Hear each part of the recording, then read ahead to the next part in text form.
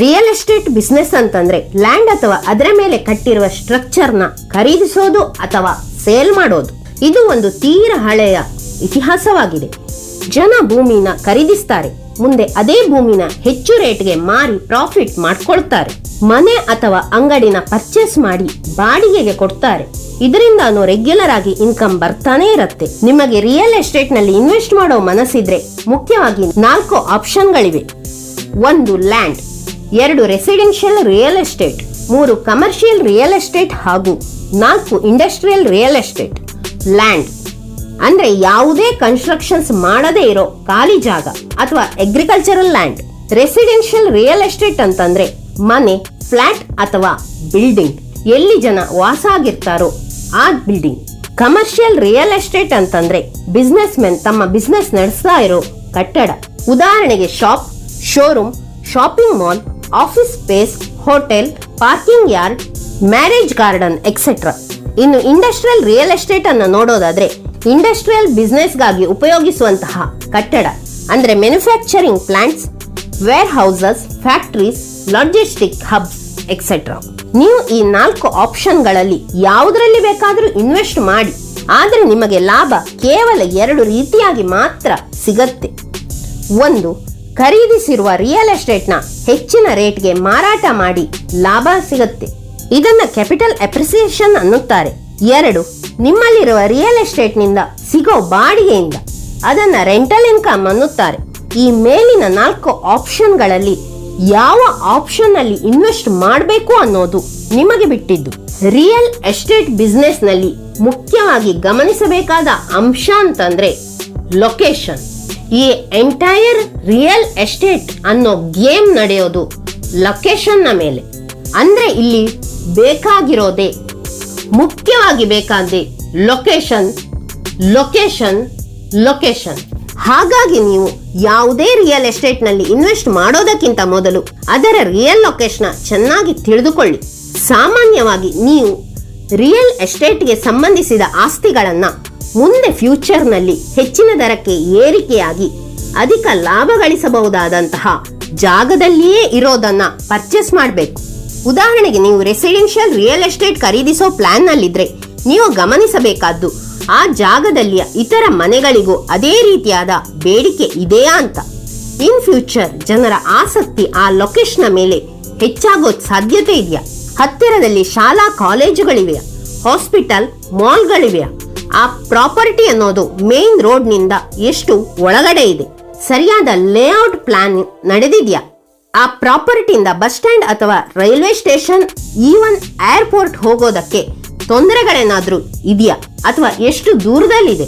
ಇಲ್ಲಿ ಯಾವುದೇ real estate ನ ಮೇಲೆ ನೀವು ಇನ್ವೆಸ್ಟ್ ಮಾಡೋ ಮೊದಲು ನೋಡಬೇಕಾದ್ದು ಕ್ಯಾಪ್ ರೇಟ್ ಅಂದ್ರೆ ಕ್ಯಾಪಿಟಲೈಸೇಷನ್ ರೇಟ್. ಈ ಕ್ಯಾಪ್ ರೇಟ್ ಮುಂದೆ ನಿಮಗೆ ಆ ಪ್ರಾಪರ್ಟಿಯಿಂದ ಎಷ್ಟು ರಿಟರ್ನ್ ಸಿಗಬಹುದು ಅಂತ ತಿಳಿಸುತ್ತೆ. ಹಾಗೂ ಈ ಕ್ಯಾಪ್ ರೇಟ್ ನ ಉಪಯೋಗ ಎಲ್ಲಿ ಆಗತ್ತೆ ಅಂತ ಮುಂದೆ ತಿಳಿಸ್ತೇನೆ. ಈ ಕ್ಯಾಪ್ ರೇಟ್ ನೋಡೋದಕ್ಕೂ ಒಂದು ಫಾರ್ಮುಲಾ ಇದೆ. ಅದೇ cap rate is equal to net operating income divided by current market price of the property. ಇಲ್ಲಿ ನೆಟ್ ಆಪರೇಟಿಂಗ್ ಇನ್ಕಮ್ ಅಂತಂದ್ರೆ ಪ್ರಾಪರ್ಟಿಯಿಂದ ಸಿಗೋ ಆನ್ಯುವಲ್ ರೆಂಟಲ್ ಇನ್ಕಮ್ ಮೈನಸ್ ಆ ಪ್ರಾಪರ್ಟಿನ ಮ್ಯಾನೇಜ್ ಮಾಡೋದಕ್ಕೆ ಇಯರ್ಲಿ ಮ್ಯಾನೇಜಿಂಗ್ ಕಾಸ್ಟ್.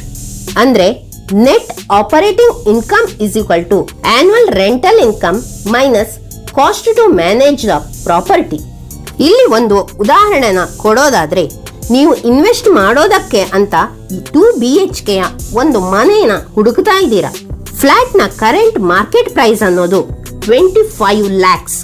ಅದೇ ಫ್ಲಾಟ್ ನ ನೀವು ಬಾಡಿಗೆಗೆ ನೀಡಿದ್ರೆ ತಿಂಗಳಿಗೆ ನಿಮಗೆ 12,000 ರೂಪಾಯಿ ಬಾಡಿಗೆ ಬರಬಹುದು.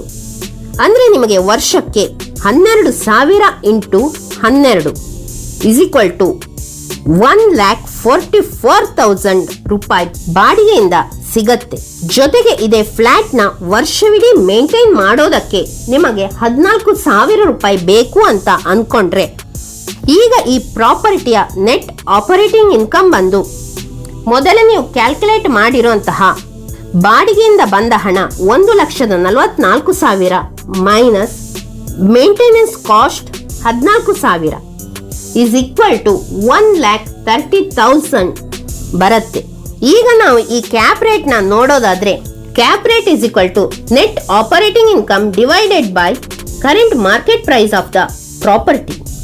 ಆಗ ನೆಟ್ ಆಪರೇಟಿಂಗ್ ಇನ್ಕಮ್ ಬಂದು 1,30,30,000 divided by current market price of the property ಬಂದು 25 lakh ಇಸ್ ಈಕ್ವಲ್ ಟು 5.20%.